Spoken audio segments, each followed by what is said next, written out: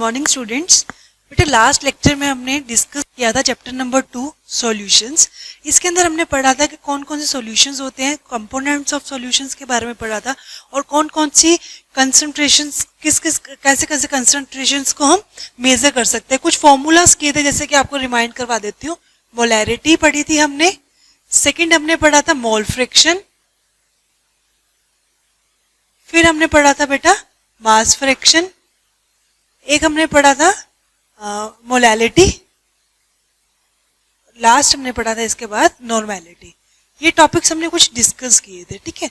उसके बाद हमने एक टॉपिक और पढ़ा था कि सॉल्युबिलिटी कैसे कैसी होती है। सॉल्युबिलिटी हमने पढ़ी थी कि अगर हमारे पास सॉल्यूट सॉलिड लिक्विड गैस है और सॉल्वेंट सॉलिड लिक्विड गैस है तो उनके सॉल्यूशंस बनाए थे हमने, और फिर हमने उसकी सॉल्युबिलिटी डिस्कस की थी। तो एक लास्ट टॉपिक में हमने ये भी डिस्कस किया था लास्ट लेक्चर में कि solubility of solids in liquid. हमने ये चेक किया था कि सॉल्युबिलिटी सॉलिड्स की लिक्विड में कैसे कैसे होती है, हमने ये पढ़ा था, ठीक है बेटा। तो आज जो हमने टॉपिक स्टार्ट करना है वो टॉपिक कौन सा है, जो हमारा आज फर्स्ट टॉपिक चलेगा चैप्टर का, that is solubility of gases in liquid. क्या है बेटा? सॉल्युबिलिटी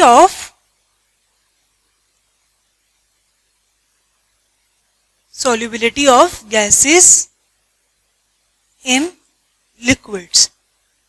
देखो अब क्या कहते हैं कि हमने ये चेक करना है कि गैसेस की सॉल्युबिलिटी लिक्विड्स में कैसे कैसे इफेक्ट करती है, कैसे कैसे वो इंक्रीज होती है, डिक्रीज होती है, कितनी सॉल्युबिलिटी उसके अंदर होती है, हमने ये चेक करना है। एक एग्जांपल देखो, सबसे पहले हम एक जनरल डिस्कशन करते हैं कि जैसे हमारे पास हम देखते हैं एक्वेटिक एनिमल्स और एक्वेटिक प्लांट्स, वो सारे के सारे मतलब लाइव हैं, वो सब सांस भी ले रहे हैं। वो कैसे ले रहे हैं? क्योंकि उस वाटर के अंदर गैस की इन्वॉल्वमेंट है, मतलब वो गैस कार्बन डाइऑक्साइड गैस और कार्बन डाइऑक्साइड और ऑक्सीजन दोनों की दोनों गैस उस वाटर के अंदर डिजोल्व होती है, ठीक है, ताकि वहाँ से वो जो एनिमल्स होते हैं वो ऑक्सीजन को ले सकते हैं और कार्बन डाइऑक्साइड प्लांट्स ले सकते हैं, ठीक है बेटा। तो ये उसका एग्जांपल है कि गैस के अंदर जो लिक्विड्स होते हैं वो सॉल्यूबल होती है, ठीक है। तो अगर हम इसका लेके चलें कि अगर हम इसकी डेफिनेशन देखें solubility of gas in liquid, कि हम कैसे चेक कर सकते हैं कि सॉल्युबिलिटी कितनी है, तो इसको हम डिफाइन करते हैं। Solubility of gas in liquid is defined as a volume of gas, कितना volume of gas in CC मतलब cubic centimetre dissolved in per litre of volume at particular temperature and pressure. क्या बोलते हैं, कितने amount में, कितने volume में एक गैस सॉल्यूबल है, कितनी क्वांटिटी में एक गैस डिसॉल्व्ड है लिक्विड के अंदर, हम चेक करते हैं इसके। और पर्टिकुलर टेम्परेचर भी होना चाहिए और पर्टिकुलर प्रेशर भी होना चाहिए, ठीक है बेटा। तो अब क्या करते हैं, हम क्या चेक करते हैं कि ये वाली जो सॉल्युबिलिटी है हम किस किस टर्म्स में मेजर कर सकते हैं, दैट इज मोलैरिटी और मोल फ्रैक्शन। इन दोनों में इसको मेजर कर सकते हैं, ठीक है। तो अब मैं इसका देखो कि कौन कौन से फैक्टर्स इसको इफेक्ट करते हैं वो देखो। तो सबसे पहले हम क्या चेक करेंगे, नेचर ऑफ सोल्यूट और solvent. Nature of solute and solvent. अब देखो सोल्यूट और सोलवेंट का क्या क्या नेचर होता है। कुछ गैसेस ऐसी होती हैं जो वाटर के अंदर इजीली सोल्यूबल हो सकते हैं, कुछ गैसेस ऐसे होते हैं वाटर के अंदर सोल्यूबल नहीं हो सकती, लेकिन वो अदर सॉल्वेंट्स जैसे कि benzene, ethyl alcohol, carbon tetrachloride, कोई भी ऐसे होंगे तो वो इजीली सोल्यूबल हो सकते हैं। कुछ एग्जांपल्स इसमें हैं जैसे gases like N2 nitrogen, oxygen, hydrogen. बेटा ये क्या होता है कि वाटर के अंदर सोल्यूबल वेरी लेस सोल्यूबल होती है, ठीक है। पर वो अगर मैं कोई और उसके अंदर कोई भी वो ले लूं, कोई सॉल्वेंट कोई दूसरे ले लूं, जैसे कि कोई भी सॉल्वेंट ले लो, बेंजीन ले लो, इथाइल अल्कोहल ले लो, इनके अंदर जो ये होते हैं ना वो हाईली सोल्यूबल होते हैं ये वाली गैसेस। और जैसे कि कुछ गैसेस और लेकर चलते हैं हम, जैसे कि कार्बन डाइऑक्साइड, अमोनिया या फिर H2S गैस होती है बेटा। तो ये सारे के सारे क्या होते हैं, वाटर के अंदर हाईली सोल्यूबल होती है, वेरी हाईली सोल्यूबल, ठीक है। जबकि अगर मैं इसमें चेक करूं अदर सॉल्वेंट्स में तो ये क्या होती है, लेस सोल्यूबल होती है, ठीक है बेटा। तो ये कुछ गैसेस होती है जिसका एग्जांपल है जो कि वाटर में लेस सोल्यूबल होती है और बेंजीन में हाईली सोल्यूबल होती है। अब इसका रीजन क्या ऐसा क्यों होता है, this is due to the this is due to the chemical similarity between solute and solvent, कि जो सॉल्यूशन के अंदर जो सोल्यूट और सॉल्वेंट है उनकी केमिकली सिमिलैरिटी होती है, उनकी जो बॉन्ड्स ऑफ अट्रैक्शन होता है, मॉलिक्यूलर फोर्सेस होते हैं, वो सारे क्या होते हैं इजीली उनके साथ कंबाइन कर लेते हैं वो। तो इस फैक्टर पे डिपेंड करता है कि कौन से गैस कौन से सॉल्वेंट के अंदर डिसॉल्व होती है, सोल्यूबल होती है या नहीं होती, केमिकली सिमिलैरिटी होती है उसके बीच में। ठीक है बेटा, नेक्स्ट टॉपिक आता है हमारा, फर्स्ट फैक्टर ये था, सेकंड फैक्टर होता है टेम्परेचर का।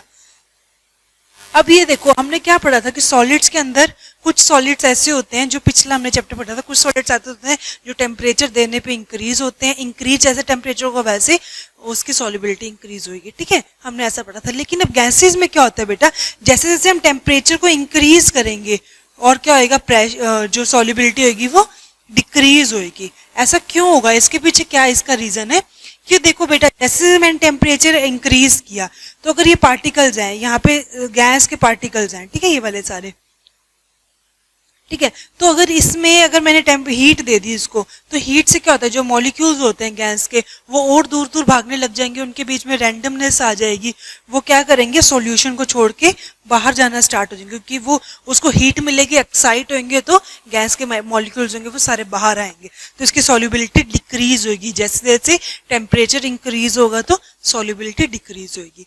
बेटा ये दो फैक्टर्स थे। इसके बाद जो थर्ड फैक्टर आता है, बहुत इंपॉर्टेंट फैक्टर है, date effect of pressure.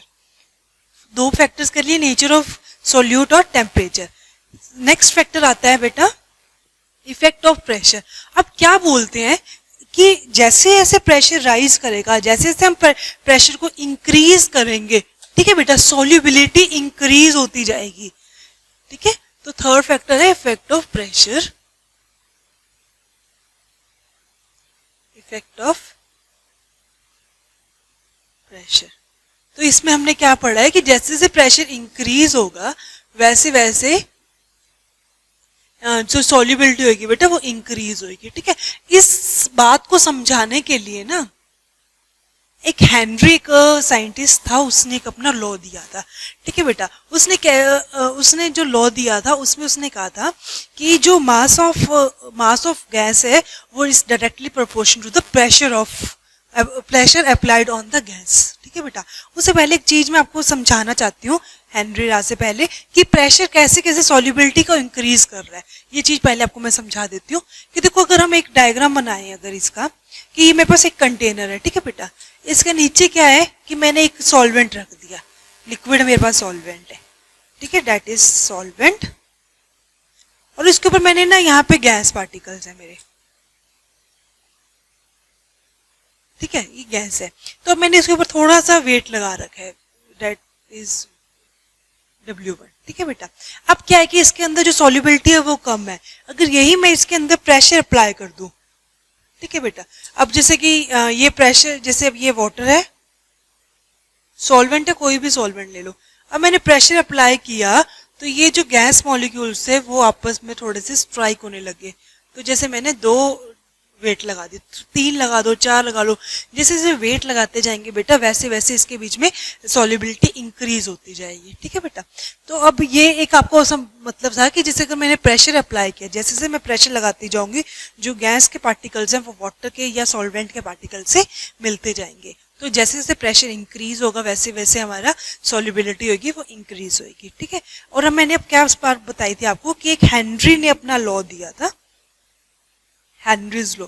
Henry's law बेटा क्या कहते हैं, it is Henry's law defined as mass of given gas dissolve, mass of given gas, जितना भी मास एक गैस का गिवन है इज डायरेक्टली डिसॉल्व, जो डिसॉल्व होगी वो is directly proportion to the pressure applied on this.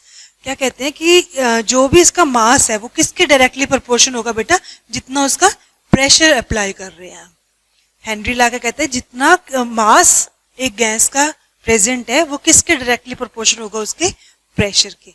अब मैं क्या करती हूँ कि ये प्रोपोर्शनैलिटी वाला साइन उसको रिमूव करती हूँ, तो इसके लिए मेरे को कोई कांस्टेंट लगाना पड़ेगा, तो मैंने वो K0 कांस्टेंट लगा दिया। ठीक है, इसमें अब M क्या है, mass of the gas, mass of gas, और P इज प्रेशर या partial, P is the pressure of the gas, particular gas. अब देखो, और K क्या है बेटा इसमें, कांस्टेंट।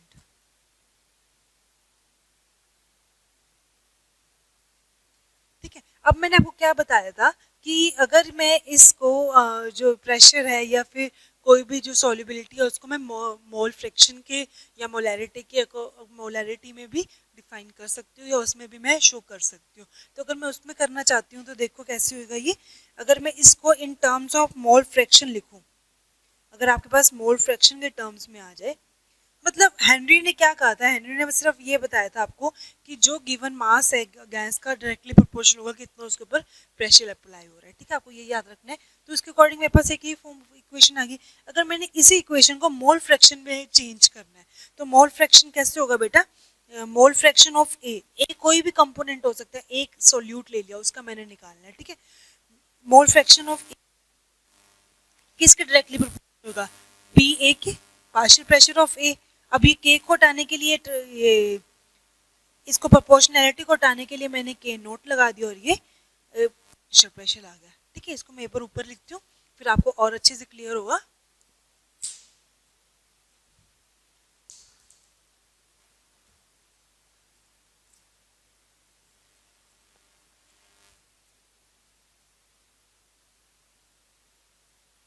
देखो बेटा, अब मैंने क्या बताया था आपको, mole fraction of A is directly proportional to the partial fracture of A.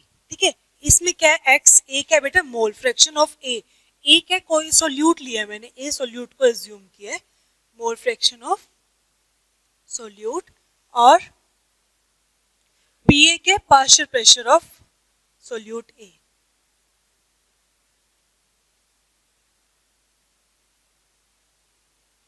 Partial pressure of solute. ठीक है बेटा, अब मैंने अभी कांस्टेंट को हटाना है, ये प्रोपोर्शनैलिटी को हटाना है, तो मैंने एक यहाँ पे कोई भी कांस्टेंट लगा दिया, के कांस्टेंट। ठीक है, अब मैं चाहती हूँ कि मैंने प्रेशर का निकालना है, पार्शियल प्रेशर निकालना है, तो ये पी ए को निकालने का क्या फॉर्मूला होगा, के इसमें अपोन में चला जाएगा और पी ए हमारे पास निकल आएगा। P A is equal to 1/k0 mole fraction of A.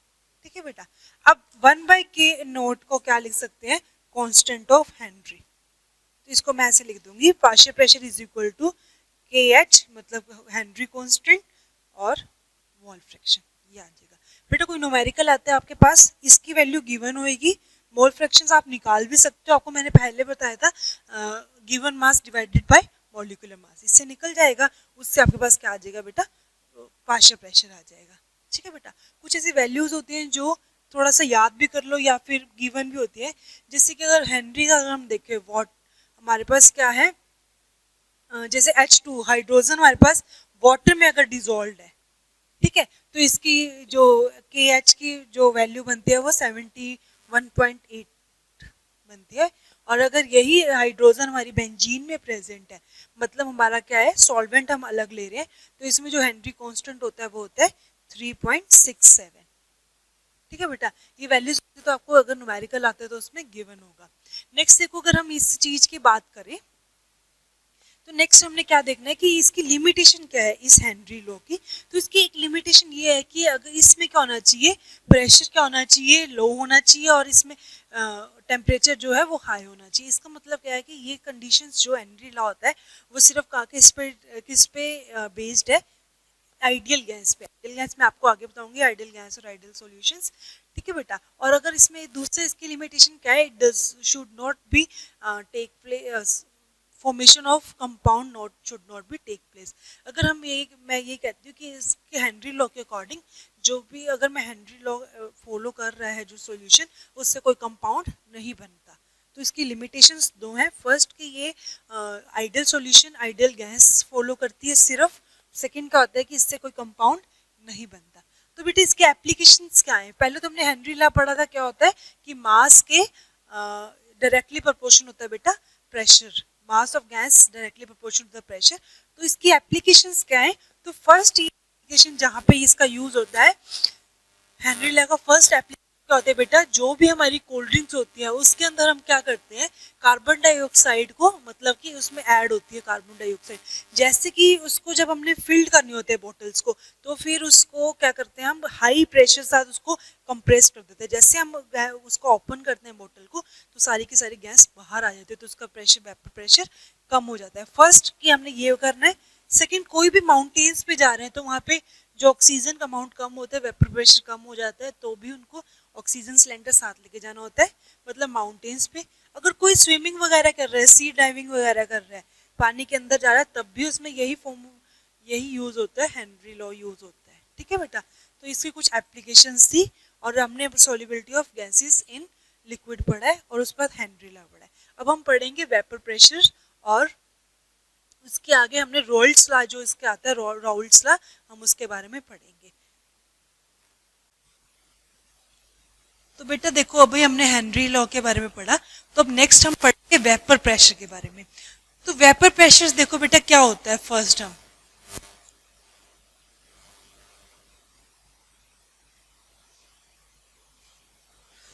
Vapour pressure, हम अगर एक फॉर्मूला, एक तुम्हें समझाती हूँ। एक अगर हमने कोई भी एक कंटेनर लिया, उसके अंदर हमने वोलेटाइल लिक्विड रखा है।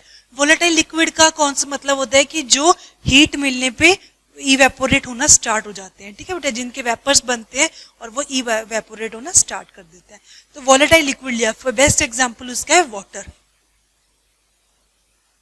अब ये देखो बेटा, इस कंटेनर के अंदर मैंने वाटर ले रखा है, अब मैंने उसको हीट दिया नीचे से। ठीक है, तो अब वो हीट दे रही हूँ, तो वो जैसे हीट मिलेगा उसके पार्टिकल्स अबव जाएंगे, सरफेस की तरफ जाएंगे। ठीक है बेटा, तो ये सरफेस की तरफ जो वेपर्स आ गए हैं, ये कुछ फोर्स एक्सर्ट करते हैं, फोर्स लगाते हैं। ठीक है बेटा, तो वो फोर्स जो होता है उसे क्या बोलते हैं हम, वेपर प्रेशर। जो ये फोर्स लगा रहा है उसे वेपर प्रेशर बोलते हैं, वेपर से जो प्रेशर लगा है। ठीक है, ये कैसे, आप अपने इसको में देखो कि अगर ये, इसका क्या मतलब है कि इसमें क्या हो रहा है, rate of evaporation is direct is as same as rate of condensation. मतलब क्या है कि इक्विलिब्रियम स्टेट है इसमें। वेपर प्रेशर क्या है, इक्विलिब्रियम स्टेट में कितने वेपर्स प्रेशर एक्सर्ट कर रहे हैं, जितना इवेपोरेशन हो रहा है उतना कंडेंसेशन भी हो रहा है। तो मतलब जो ये सिचुएशन है वो क्या, इक्विलिब्रियम सिचुएशन है। तो जितने वेपर्स बन रहे हैं वो एक सरफेस पे प्रेशर अप्लाई कर रहे हैं, उस चीज को हम बोलते हैं वेपर प्रेशर। ठीक है, अगर इसके हम डेफिनेशन देखें तो क्या होता है, vapour pressure of the liquid और कोई भी सॉल्यूशन, ठीक है, is a force exerted by the vapours of that solution in equilibrium state at any temperature. ठीक है बेटा, तो ये वेपर प्रेशर हो जाता है। तो अब वेपर प्रेशर किससे मेजर करते हैं, वैसे मेजर करने के लिए एक जो इंस्ट्रूमेंट होता है उसे मैनोमीटर बोलते हैं। ठीक है, तो अब वेपर प्रेशर के अकॉर्डिंग हमने एक लॉ आया था हमारे केमिस्ट्री में, वो था राउल्ट्स लॉ। राउल्ट्स लॉ ने बेटा क्या पढ़ा था, और ना वेपर प्रेशर आपको हाँ बता दूं मैं कि इसको मेजर करने के कौन कौन से दो तरीके होते हैं। इसके होते हैं मोलैरिटी के थ्रू हम इसको मेजर कर सकते हैं, और हम मोल फ्रैक्शंस के टर्म्स में हम मेजर कर सकते हैं। इसका एक वो आया था, लॉ आया है इस वेपर प्रेशर में बेस्ड, वो है राउल्ट्स लॉ। अब ये साइंटिस्ट ये लॉ क्या बोलता है, ये कहता है कि vapour pressure of any component is equal to the mole fraction of that component is multiplied by the vapor phase of that component in pure state। मतलब कि राउल्ट्स लॉ क्या बोलता है कि मैं बात करूं कि vapour pressure of that component, एक चीज का वेपर प्रेशर है वो किसके इक्वल होगा, mole fraction of that component and vapour pressure of that component in pure state, जो वो प्योर स्टेट में था। जैसे देखो, इसको दोबारा लिख के बताती हूं आपको मैं। Vapour pressure of any component, ठीक है, is equal to mole fraction of that component multiplied by mole fraction of that component in pure state।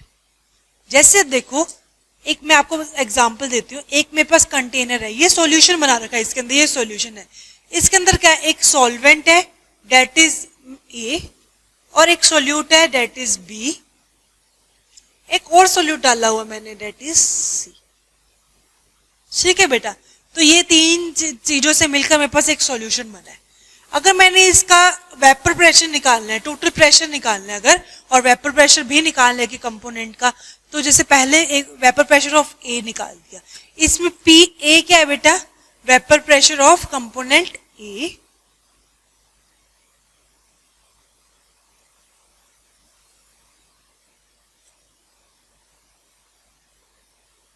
X A क्या है, मोल फ्रैक्शन ऑफ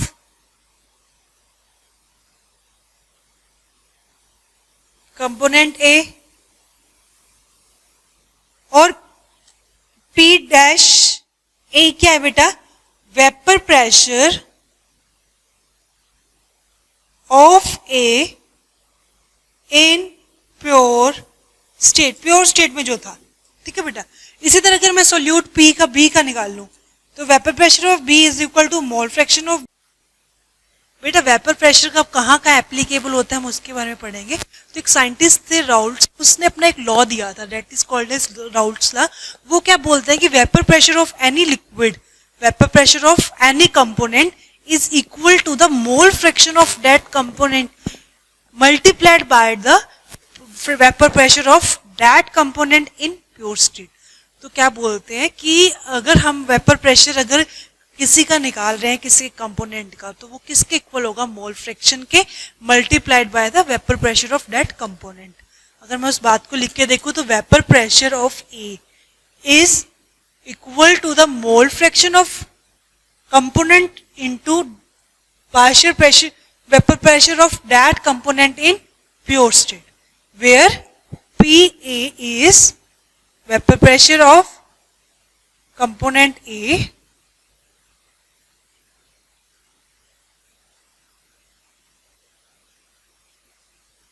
ठीक है बेटा, एक्स ए इज मोल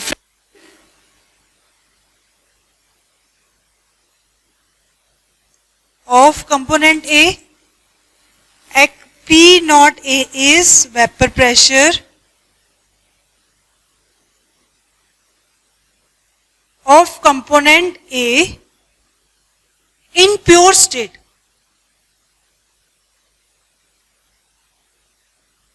ठीक है बेटा, तो जैसे अगर मेरे पास एक सॉल्यूशन है, उसके अंदर क्या है, सॉल्वेंट भी है, सोल्यूट भी है और एक और सोल्यूट भी है। ठीक है बेटा, तो अगर मैंने सॉल्वेंट को ए लेके चली हूं, इसको बी और सी, तो ए से तो ये बन गया। अगर मैं बी का देखूं तो क्या होगा, vapour pressure of B is equal to mole fraction of B multiplied by vapour pressure of B in pure state. Vapor pressure of C is equal to mole fraction of C multiplied by the vapor pressure of C at their pure state। ठीक है बेटा, अब क्या है कि Dalton's law आपको याद होगा। डेल्टन लॉ क्या कहता है कि एक सॉल्यूशन का टोटल प्रेशर किसके बोलते हैं, sum of all components of vapour pressure. ठीक है बेटा, तो ये हम इसमें क्या आ जाएगा, सारों को प्लस कर देंगे तो हमारे पास क्या आ जाएगा, टोटल प्रेशर आ जाएगा। तो रोल्स लॉ के अकॉर्डिंग फिर हमने क्या किया था, अगर हम इसके एप्लीकेशन देखें, अच्छा और एक बात ये भी थी कि सॉल्यूशन के अंदर वोलेटाइल लिक्विड होनी चाहिए। वोलेटाइल लिक्विड है तो उसका वेपर प्रेशर निकाल लेंगे, अगर वो वोलेटाइल ही नहीं है तो वेपर्स नहीं बनेंगे, तो वेपर प्रेशर नहीं अप्लाई करेंगे तो उनका कोई वेपर प्रेशर नहीं होगा। तो हम इसके फर्स्ट सिचुएशन लेते हैं राउल्ट्स लॉ की। क्या होता है वो राउल्ट्स लॉ क्या बोलता है, फर्स्ट सिचुएशन है हमारे पास, when the solution contains both components are volatile in nature. अगर एक सॉल्यूशन है मेरे पास, बाइनरी सॉल्यूशन है, बाइनरी सॉल्यूशन, इसके दोनों के दोनों कंपोनेंट्स क्या है बेटा, वोलेटाइल है। ठीक है, ये देखो एक कंपोनेंट ए सॉल्यूट, बी क्या हो जाएगा, सॉल्वेंट। तो vapour pressure of A is equal to mole fraction of A multiply by the pure vapor pressure of A at their pure state. Vapor pressure of B is equal to mole fraction of B into pure state में B के vapour pressure. ठीक है बेटा, अब total P किसके equal हो जाएगा? इन दोनों के इक्वल हो जाएगा। एक बात और हमने पहले पढ़े थे जब हमने मोल फ्रैक्शन किया था कि mole fraction of A plus mole fraction of B is equal to 1 होता है। अगर मैं एक्स ए की मोल फ्रैक्शन ऑफ ए की वैल्यू निकालूंगी तो 1 में से माइनस कर दूंगी, एक्स बी में से अगर वैल्यू निकालूंगी तो वो ए में से माइनस कर दूंगी। ठीक है, अब ए की जगह मैं ये वाली वैल्यू पुट कर रही हूं, तो 1 minus X A P dash not plus X B multiply. ठीक है बेटा, अब देखो इसको मल्टीप्लाई करेंगे इसमें,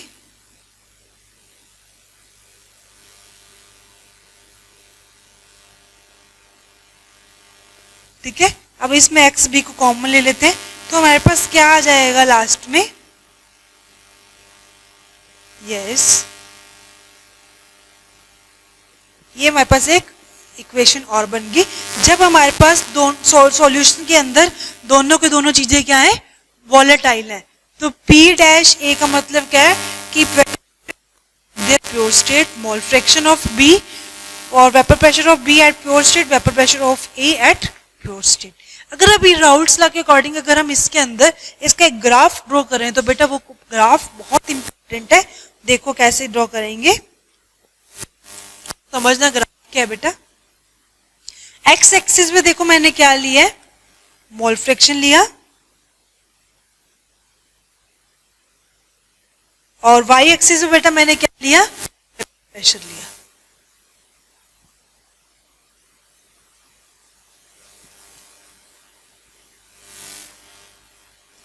देखो अब स्टार्टिंग में क्या है कि जो मेरे पास मोल फ्रैक्शन ऑफ ए है वो है 1 के इक्वल, और जो मोल फ्रैक्शन ऑफ बी है वो है 0 के इक्वल।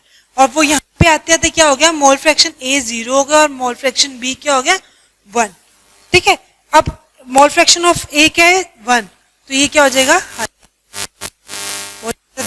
चला गया, तो ये क्या आ गया? वेपर प्रेशर ऑफ ए। यही यहाँ पे मोल फ्रैक्शन बी का, तो यहाँ पे ये आ जाएगा वेपर प्रेशर ऑफ बी। अगर टोटल वेपर प्रेशर निकाले तो इन दोनों को मिला दूंगी, तो ये टोटल वेपर प्रेशर आ गया ए और बी का। ठीक है बेटा, तो ये तुम्हारे पास एक ग्राफ ड्रॉ होता है रोल्स लॉ के अकॉर्डिंग, जिसमें मोल फ्रैक्शन को हमने एक्स एक्सिस पे लिया है, वेपर प्रेशर को हमने वाई एक्सिस पे लिया है। ठीक है बेटा, यहाँ पे एक्स ए 0 है, मोल फ्रैक्शन ऑफ ए 0 है और बी मैक्सिमम है 1 है। ठीक है बेटा, तो हमारे पास ये एक ग्राफ ड्रॉ किया है हमने। अगर हम रॉयल्स लॉ की सेकंड सिचुएशन लेते हैं, यहीं पे करके दिखाते हो, फिर आपको डिफरेंस दिख जाएगा। देखो बेटा, सेकंड सिचुएशन ले रही हूं मैं कि ये इसमें क्या सिचुएशन थी? बाइनरी सॉल्यूशन है और दोनों के दोनों क्या है? वॉलेटाइल है। अब क्या है सेकंड मेरे पास क्या है? सेम वैसे ही बाइनरी सॉल्यूशन है, लेकिन एक जो सोल्यूट है वो क्या है? सॉल्वेंट है, वो वॉलेटाइल है और सोल्यूट वॉलेटाइल नहीं है। वॉलेटाइल है, सोल्यूट नहीं है। तो देखो कैसे कैसे बनेगा सॉल्यूशन कि ये मेरे पास सॉल्वेंट है, ये इसके वेपर्स हैं जो प्रेशर एक्सर्ट कर रहे हैं, ये सॉल्वेंट है बेटा। और अगर मैंने इसी का सॉल्यूशन बनाया तो क्या आ जाएगा? यहाँ पे ये सॉल्यूशन बन गया। इसके अंदर कुछ कुछ सॉल्यूट के पार्टिकल्स भी हैं, दैट इज नॉट वॉलेटाइल। ठीक है, तो इसमें मैं अब क्या पता चलेगा हमें कि इसमें जो एक्स ए है, मतलब सॉल्यूट का जो मोल फ्रैक्शन है वो तो 0 के इक्वल हो गया, और बी क्या हो गया? अब मोल फ्रैक्शन ऑफ बी, या यहाँ पे प्रेशर ऑफ ए लेके चलेंगे तो वो 0 होगा, क्योंकि कोई इसके वेपर्स बन ही नहीं रहे, तो उसके वेपर प्रेशर 0 हो गया। अब इसमें देखो वेपर प्रेशर ऑफ बी किसके इक्वल होगा? मोल फ्रैक्शन ऑफ बी और प्योर स्टेट में उसका होगा, यही होगा ना बेटा। तो अगर इसका मैं डायग्राम ड्रॉ करूं, अगर इसका ग्राफ ड्रॉ करें तो ये क्या आएगा? इसका डायरेक्टली प्रोपोर्शन होगा। तो इस ग्राफ में देखो बेटा क्या आ जाएगा? ये तो 0 ही रहेगा, ए 0, यहाँ पे भी ए 0 है, बी यहाँ पे 0 है और बी यहाँ पे 1 हो जाएगा। तो ये हमारा ग्राफ स्ट्रेट लाइन ग्राफ आ जाएगा। यहाँ पे मोल फ्रैक्शन और यहाँ पे मोल फ्रैक्शन और यहाँ पे वेपर प्रेशर है। ठीक है बेटा, ये दो सॉल्यूशन, दो अब इसके बाद सिचुएशंस हैं। फर्स्ट रॉयल्स लॉ में हमने क्या लिया, बाइनरी सॉल्यूशन प्लस वॉलेटाइल, इसमें बाइनरी सॉल्यूशन और एक सॉल्वेंट सिर्फ वॉलेटाइल है। ठीक है बेटा, ये ग्राफ बहुत इंपॉर्टेंट है, याद रखना। ठीक है, अब हमने क्या देखा कि हमने रॉयल्स लॉ पढ़ लिया और हमने हेनरी लॉ पढ़ लिया। अब हम इसके बीच में सिमिलैरिटी देखते हैं, हेनरी लॉ और रॉयल्स लॉ में क्या सिमिलैरिटी है। तो बेटा देखो, अब हमने क्या चेक किया था कि जो हेनरी लॉ था ये भी वही यही कह रहा था कि प्रेशर किसके इक्वल है, मोल फ्रैक्शन के इक्वल है ना। उसने भी ये बात कही थी ना, पहले उसने मास बोला था कि mass is directly proportional to pressure, और फिर अगर हमने उसको मोल्स के टर्म में लिखा था मोल फ्रैक्शन, ये तो वही आया था कि mole fraction is directly proportional to the pressure. ठीक है, तो अब हेनरी लॉ, रॉयल्स लॉ और हेनरी लॉ में क्या सिमिलैरिटी है, हेनरीज लॉ में क्या सिमिलैरिटी है बेटा, कि दोनों की दोनों वॉलेटाइल लिक्विड्स पर एप्लीकेबल है।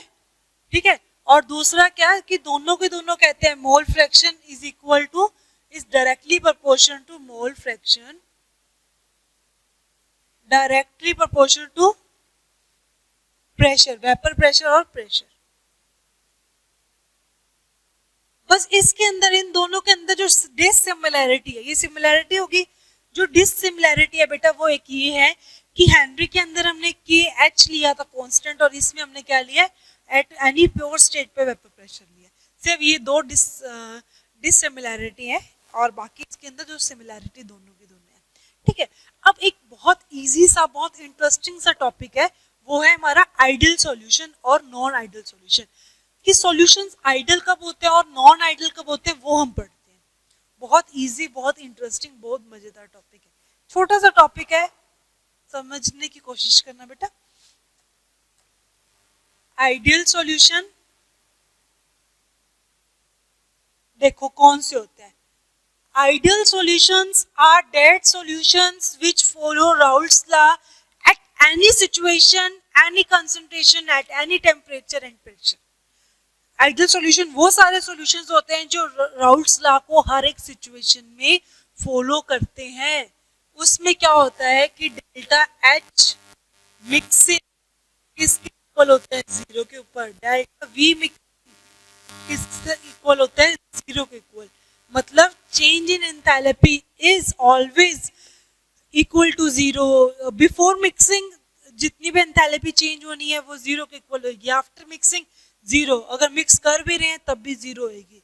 Volume before mixing the solute and solvent हमेशा जीरो होएगा, इक्वल टू जीरो ही रहना चाहिए आफ्टर मिक्सिंग और बिफोर मिक्सिंग। तो ये क्या होएगा, जीरो का इक्वल। और इनका ग्राफ क्या होएगा आइडियल सॉल्यूशन का, सेम वैसे ही होगा। ये हमने अभी ग्राफ किया था ना राउल्ट्स लॉ में, वो यही वाला ग्राफ होएगा। क्या था इसमें, फ्रैक्शन, यहाँ पे क्या था वेपर प्रेशर, यहाँ पे मोल फ्रैक्शन, यहाँ पे पी ए, यहाँ पे ए क्या है जीरो, एक्स बी क्या है वन, यहाँ पे X A is equal to one, X B is equal to zero, और यहाँ पे क्या गया था पी बी, और ये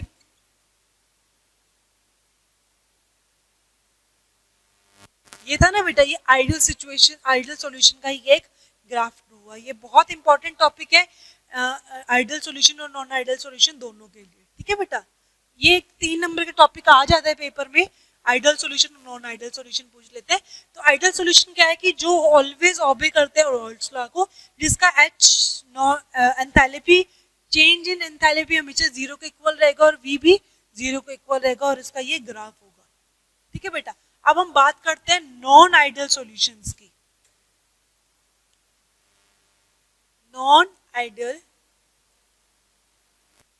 सॉल्यूशन, अब नॉन आइडियल सॉल्यूशन क्या होता है, और that solution, non ideal solutions are those solutions which do not follow Raoult's law at any situation, which do not obey, कि जो राउल्ट्स लॉ को कभी भी ओबे नहीं करते, तो उसका delta H mixing is not zero. इसको ऊपर लिखते हैं क्योंकि इसके आगे दो टाइप्स और नॉट टू जीरो, और delta V mixing is not equal to 0। अब इसके भी आगे नॉन आइडियल दो आते हैं बेटा, पॉजिटिव नॉन आइडियल सॉल्यूशन और negative non ideal solution. Graph एक बार फिर आपको मैं आगे समझाऊंगी। ये देखो बेटा, ये तो मैं राउल्ट्स लॉ का ही एक ग्राफ बना रही हूँ, वो भी आइडियल सॉल्यूशन का। यहाँ पे मोल फ्रैक्शन, यहाँ पे x a is equal to 0, x b is equal to 1, x a is equal to 1, x b is equal to 0, p a p b p is equal to, और यहाँ पे क्या आ जाएगा बेटा, वेपर प्रेशर। ठीक, अब पॉजिटिव नॉन आइडियल सॉल्यूशन का क्या होगा, पॉजिटिव डेविएशन दिखाएगा, हर चीज थोड़ी सी ऊपर ऊपर हो जाएगी जो डेविएशन होनी है।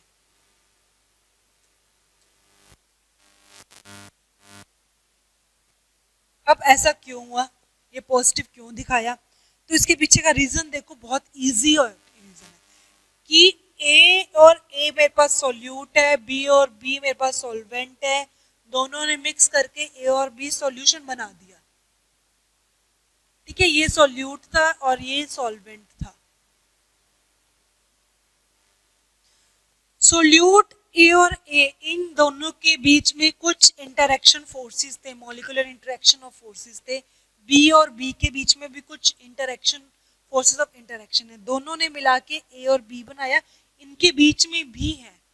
अगर मॉलिक्यूलर फोर्सेस ऑफ अट्रैक्शन इसके इनके कंपैरिजन कम है, इसके कम है, ए और ए से और बी से, मतलब मॉलिक्यूलर लेस किसकी, इसकी, तो वोलेटाइल क्या आएंगे, हाई वोलेटाइल। वोलेटाइल हाई होंगे, हाई होने से क्या होगा कि डेविएशन होगी वो अपसाइड दिखाएंगे, तो ये अपसाइड डायरेक्ट डेविएशन दिखा दी उन्होंने। इसकी इंटरेक्शन कम है, इसकी इंटरेक्शन ज्यादा है, इसके कम होने की वजह से वोलेटाइल हाई है, हाई होने की वजह से क्या होगा, डेविएशन पॉजिटिव की साइड, अपर वाली साइड दिखाएंगे। तो ऐसे सॉल्यूशन का कुछ एग्जांपल्स, जैसे एसीटोन को अगर मैं सोडियम डाइसल्फाइड के साथ प्लस कर दूं, दोनों सॉल्यूशन को ऐड करूंगी तो वो पॉजिटिव डेविएशन दिखाएंगे। तो बेटा दूसरा एग्जांपल क्या है, एसीटोन को मैं इथाइल अल्कोहल से ऐड कर दूं, या एसीटोन को मैं बेंजीन के साथ ऐड कर दूं, मिथाइल अल्कोहल को वाटर के साथ ऐड करूं, इथाइल अल्कोहल को वाटर के साथ ऐड करूं, तो वो सारे पॉजिटिव डेविएशंस को दिखाएंगे। सिमिलरली इसके अंदर एक नेगेटिव डेविएशंस भी आते हैं, नेगेटिव नॉन आइडियल सॉल्यूशन। अब इस पे देखो नॉन आइडियल सॉल्यूशन क्या आएंगे, ये पॉजिटिव ऊपर की तरफ दिखा रहा था, नेगेटिव क्या आएगा बेटा, वो नीचे की तरफ आएगा, सारी डेविएशन नीचे की तरफ। मैं ये रेड वाली लाइंस रब कर देती हूँ,